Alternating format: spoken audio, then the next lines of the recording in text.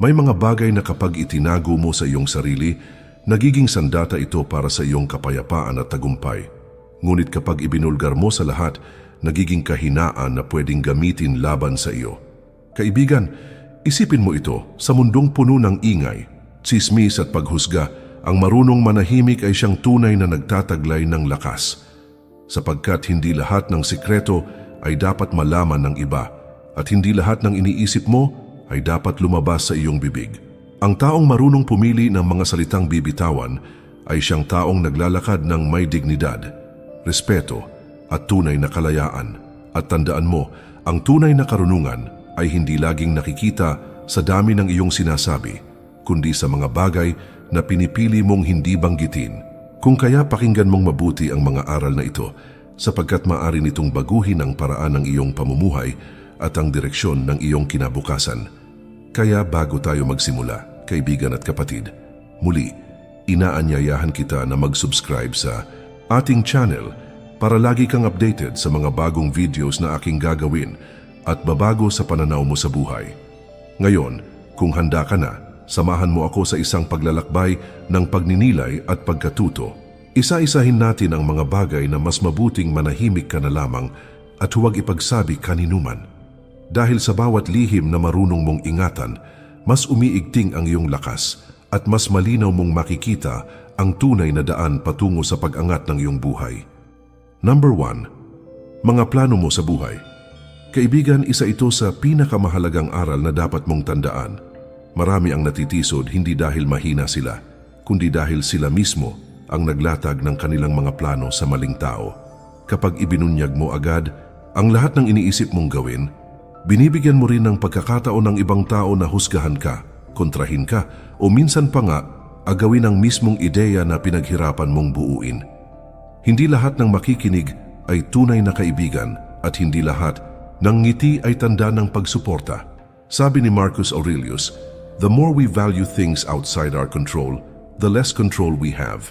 Kapag sobra mong ipinapahayag ang plano mo, inilalagay mo ito sa kamay ng iba. Nawawala ang katahimikan ng iyong isipan dahil bigla mong iisipin kung ano ang tingin nila, kung papayag ba sila o kung tatawanan ka nila. Sa halip na lumakad ka, ng buo ang loob, nagiging alipin ka ng opinyon ng ibang tao. Isipin mo ang isang binhi. Hindi ito agad sumisigaw sa mundo na ako'y magiging puno. Bagkus tahimik itong nakabaon sa lupa. Walang nakakakita, walang pumapansin, ngunit patuloy na lumalakas ang ugat. At sa tamang panahon, ito'y uusbong at doon lamang mapapansin ng lahat ang kanyang tibay. Ganon din ang mga plano mo sa buhay. Mas lumalakas ito kung itinatanim mo muna sa katahimikan.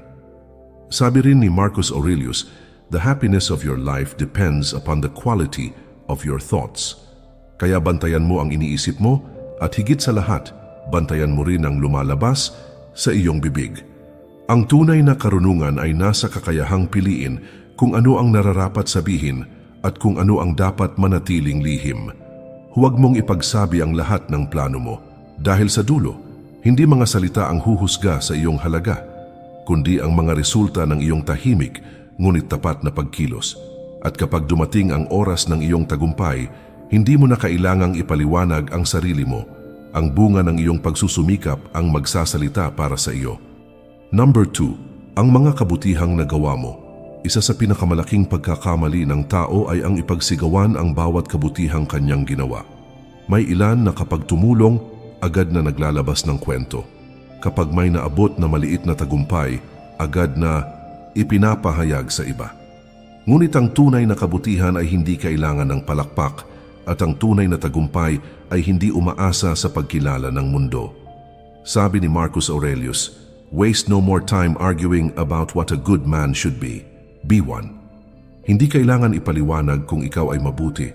Gawin mo na lang. Dahil kung totoo ang kabutihan, mararamdaman ito ng iba nang hindi mo na kailangang ipagsigawan. Isipin mo ito, kapag ang apoy ay tunay na nagliliyab, hindi nito kailangan ng ingay para mapansin. Kahit sa malayo makikita ang liwanag at mararamdaman ang init, ganun din ang taong gumagawa ng tama at mabuti. Hindi niya kailangang ipagsabi dahil ang kanyang gawa mismo ang magiging patunay. Ang pagmamayabang ay parang usok maingay at mabilis makita, ngunit wala namang bigat. Ang katahimikan sa paggawa ng mabuti, iyon ang tunay na apoy na walang makakapatay. Sabi rin ni Marcus Aurelius, "The best revenge is not to be like your enemy." Kung gagawa ka ng kabutihan, gawin mo ito dahil tama, hindi dahil may nais kang patunayan. Huwag mong hayaan na maging instrumento lang ng iyong ego ang kabutihang ginagawa mo. Ang mabuting gawa ay nagiging marumi kapag ang motibo ay papuri, at ang papuri ay mabilis maglaho. Kaibigan, alalahanin mo, ang kabutihan ay para sa Diyos, para sa kaluluwa mo, at para sa katahimikan ng iyong budhi. Hindi mo kailangang ipagsabi sa iba dahil ang pinakamahalagang saksi ng iyong gawa ay ikaw mismo. Number 3, ang iyong mga kahinaan at problema. Isa ito sa mga aral na madalas nating nakakaligtaan. Sa mundo kung saan maraming mata ang nakamasid at maraming bibig ang handang magsalita, ang pagpapakita ng ating kahinaan ay maaaring magdala ng panganib kaysa tulong. May mga tao na kapag nalaman ang iyong hinaing, gagamitin nila ito laban sa iyo. May iba na magpapakita ng pakikiramay, ngunit sa likod mo, sila ang unang haharurot at magbabalita sa iba. Ang ilan ay makikinig lamang para may matutunan o magamit laban sa iyo, hindi dahil tunay silang nagmamalasakit. Isipin mo ang isang sundalong sugatan sa gitna ng labanan. Kapag ipinakita niya agad ang kanyang sugat, mas magiging madali siyang targetin ng kaaway.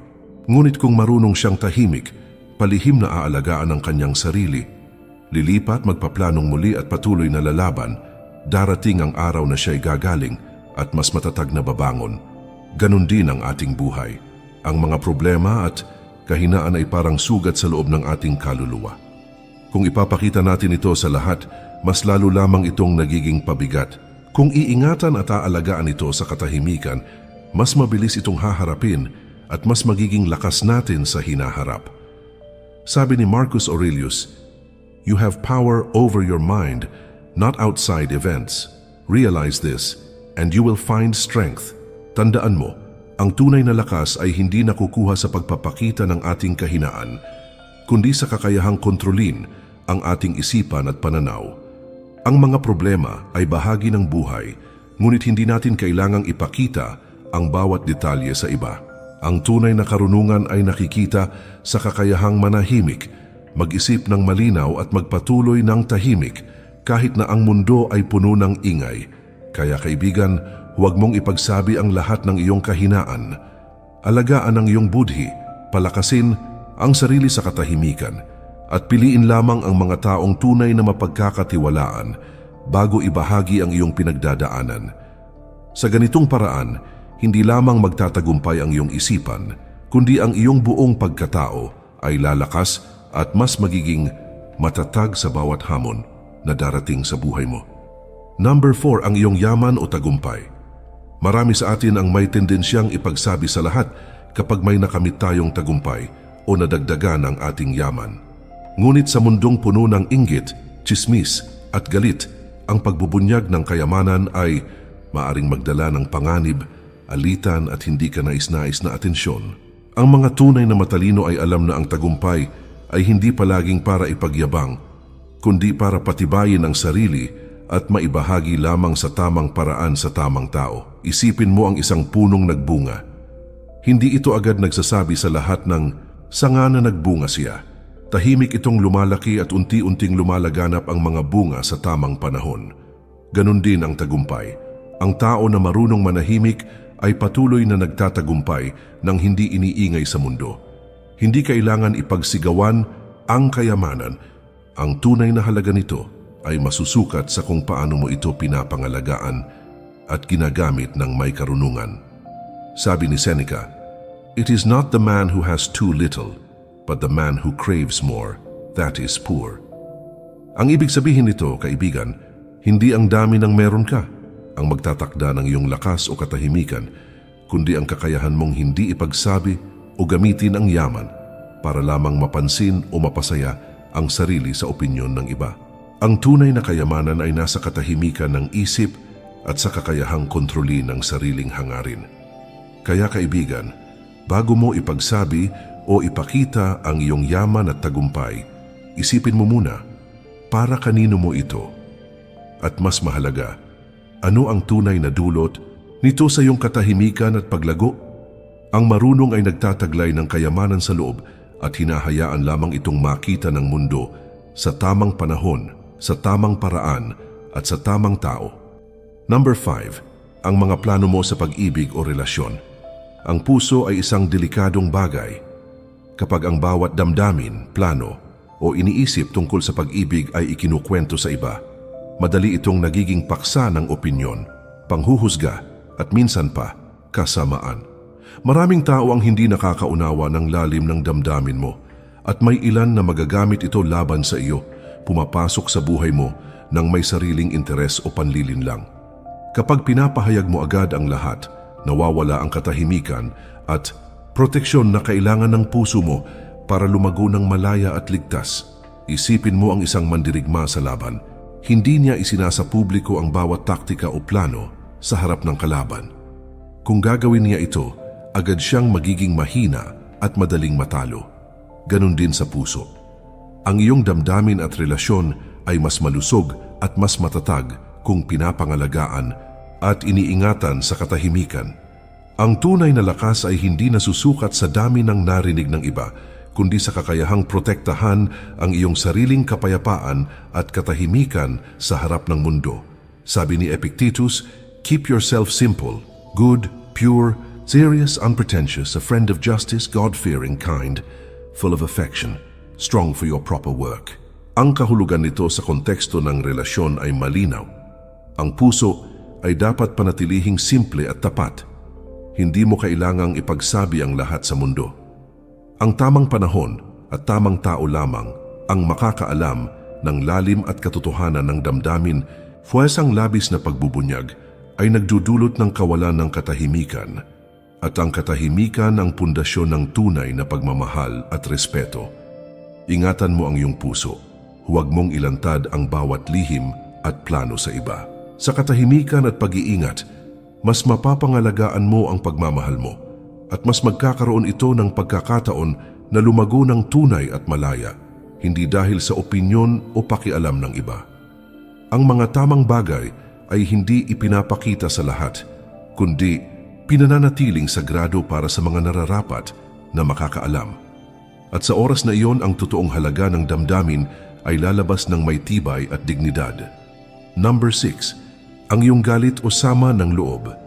Matapos nating pag-usapan ang puso at relasyon, mahalagang maintindihan na ang galit at sama ng loob ay isa ring delikadong bagay na dapat bantayan. Kapag agad mong inilalabas ang bawat sama ng loob o reklamo sa iba, nagiging pabigat ito hindi lang sa iyo, kundi nagiging pagkakataon din para manipulahin o saktan ka ng ibang tao. Ang mundo ay puno ng inggit at kasamaan. Ang salitang nagmumula sa galit ay maaaring gumising sa matagal ng tensyon o maging dahilan ng hindi inaasahang alitan. Isipin mo ang apoy. Kapag hindi mo ito pinapangalagaan, mabilis itong kumalat at sumunog sa lahat ng paligid. Ngunit kapag iningatan mo ito sa tamang paraan, ginagamit ito para magbigay liwanag at init sa tamang oras. Ganon din ang galit. Ang kontroladong galit, ang galit na pinipili mong iproseso sa katahimikan, ay nagiging lakas na nagtutulak sa iyo na kumilos ng tama, hindi sa pilitan o pabigla-bigla. Sabi ni Seneca, ang galit ay parang apoy na sumisira sa sarili bago masira ang iba. Kapag sinamantala mo ang galit sa tamang paraan, sa katahimikan, nagiging inspirasyon ito para pag-isipan ang mga hakbang na gagawin mo. Kapag agad mo itong ikinukuwento o ipinapakita sa lahat, nawawala ang kapangyarihan mo sa iyong sariling damdamin. Huwag mong ipagsabi ang bawat sama ng loob mo. Sa halip, intindihin ito, aralin kung bakit ito naroroon at hayaan itong gabayan ka sa tamang desisyon. Ang mga salita na lumalabas sa galit ay maaaring masaktan ng iba at sirain ang kapayapaan mo. Sa katahimikan, ang galit ay nagiging guro, hindi kaaway, nagiging instrumento ng pag-unlad, hindi pagkawasak. Sa ganitong paraan, matututo kang mamuhay ng may dignidad at kontrol sa sarili at bawat hakbang mo ay mas malinis at mas matatag. Number 7, ang iyong takot at insecurities. May mga bagay sa ating isipan na mas mainam na itago. Kapag ipinapahayag mo lahat ng iyong takot at insecurities sa iba, binibigyan mo rin sila ng kapangyarihan na impluwensyahan ka o manipulahin. Hindi lahat ng nakikinig ay tunay na makakaunawa at may ilan na magagamit ang kahinaan mo upang kontrolin o pigilan ka sa iyong landas. Ang katatagan ng isip ay nagsisimula sa kakayahang itago ang iyong mga takot sa tamang lugar, sa sarili mong isipan at sa mga taong tunay na mapagkakatiwalaan. Isipin mo ang isang mandirigma bago sumabak sa laban. Hindi niya ipinapakita ang takot sa kanyang mga kaaway dahil ang galit, takot o duda na ipinapakita sa maling tao ay nagiging kahinaan. Ganon din tayo.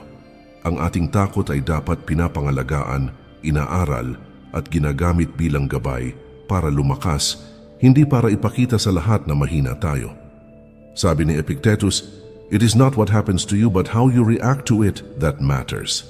Ang kahulugan nito ay malinaw. Hindi ang takot mismo ang nagtatakda ng ating kahinaan, kundi ang ating reaksyon at kung paano natin hinahayaan itong kontrolin ang ating buhay. Ang pagpili na huwag ipagsabi ang lahat ng iyong takot ay nagpapalakas sa iyong loob, nagbibigay daan sa malinaw na pag-iisip at pinananatili ang katahimikan ng iyong damdamin. Huwag mong ipagsabi ang bawat takot o insecurities mo. Hayaan mong maging gabay ang mga ito sa tamang paraan. Palakasin ka sa katahimikan at magbigay ng direksyon sa tamang landas. Ang tunay na lakas ay hindi nakikita sa dami ng nalalaman ng iba tungkol sa iyo, kundi sa kakayahan mong pamahalaan at kontrolin ang sarili mo sa gitna ng takot at duda. Number 8. Ang iyong mga opinyon o paniniwala sa lahat ng tao. Madalas nating iniisip na ang ating opinyon ay mahalaga at dapat marinig ng lahat. Ngunit sa realidad, hindi lahat ay handang makinig ng maayos. Kapag ipinapahayag mo ang bawat paniniwala sa lahat ng oras, nagiging dahilan ito ng hindi pagkakaunawaan, alitan at minsan ay pagkawala ng respeto sa iyong sarili. Ang tunay na karunungan ay hindi palaging nakikita sa dami ng sinasabi mo, kundi sa kakayahan mong piliin kung kailan, paano, at kanino mo ito ipapahayag. Isipin mo ang isang ilaw sa gabi. Hindi ito sumisigaw sa madla na nandyan siya. Tahimik itong nagliliwanag at nagbibigay liwanag sa mga tamang tao sa tamang oras. Ganon din ang iyong opinyon. Ang pagpili ng katahimikan sa ilang pagkakataon ay nagpapakita ng tunay na pag-iingat at disiplina sa isip. Ang mga salita ay maaaring maging matalim at masaktan, kaya mas mainam na gamitin lamang ito kung may saysay at tunay na makakatulong. Sabi ni Marcus Aurelius, "Be tolerant with others and strict with yourself." Ang kahulugan nito, bago mo ipagsabi ang lahat ng iniisip mo, maging disiplinado sa sarili. Suriin kung ito ba ay makakatulong o magdudulot lamang ng gulo. Ang kontrol sa sariling pananalita ay tanda ng lakas ng isip at pagmumuni-muni, at sa katahimikan ng iyong opinyon, matututunan mong pumili ng tamang oras at tamang tao. Huwag mong ipagsabi lahat ng iniisip mo o paniniwala sa lahat. Sa halip, piliin ang katahimikan at tamang oras. Ang tunay na lakas ay nakikita sa kakayahan mong pamahalaan ang iyong salita at pananalita at sa paraan ng pagpapakita ng respeto sa iba at sa sarili mo. Ang mga opinyon na pinipili mong itago ay nagbibigay ang kapangyarihan sa iyo at ang kapangyarihang iyon ang magdadala sa iyo sa mas malinaw at maayos na landas sa buhay. Number 9. Ang iyong mga pinagtagumpayan o nagawa sa buhay. Marami ang nagkakamali na iniisip na kapag ipinagsasabi nila ang kanilang tagumpay, mas kikilala ang kanilang halaga. Ngunit sa katotohanan, ang pagpapahayag ng bawat nagawa o naabot ay kadalasan nagdudulot ng inggit, kompetisyon at hindi kailangang atensyon. Ang tunay na tagumpay ay hindi nasusukat sa dami ng nakakaalam, kundi sa epekto at kalidad ng ginawa mo. Ang taong marunong ay tahimik na kumikilos at hinahayaan ng resulta ng kanyang mga gawa ang magsalita. Isipin mo ang isang ilog na tahimik na dumadaloy. Hindi ito sumisigaw na ito'y nagdadala ng buhay, ngunit dumarating sa tamang lugar at nagbibigay ng biyaya sa lahat ng nangangailangan. Ganon din ang tagumpay, ang katahimikan at pagpipigil sa pagbibida ng nagawa mo ay nagtataguyod ng tunay na dignidad, respeto at panatag na kalooban. Ang pagpapakita ng lahat ng nagawa mo sa maling tao ay parang pagbubukas ng pintuan sa inggit, kritisismo at minsan pang pagnanasa na nakakasira sa kapayapaan mo. Sabi ni Seneca, "It is not the man who has too little, but the man who craves more that is poor." Ang kahulugan nito, hindi ang dami ng iyong nagawa o naabot ang tunay na sukatan ng yaman o tagumpay, kundi ang kakayahan mong manatiling kontento at tahimik sa iyong mga nagawa. Ang mga bagay na pinipiling itago ay hindi nagpapahina, kundi nagpapalakas sa iyong katahimikan at sa iyong kakayahang magpatuloy sa mas matibay at maayos na paraan. Huwag mong ipagsabi lahat ng iyong tagumpay o nagawa. Panatilihin itong lihim sa ilang pagkakataon at hayaang ang resulta at epekto ng iyong mga ginawa ang magsalita para sa iyo.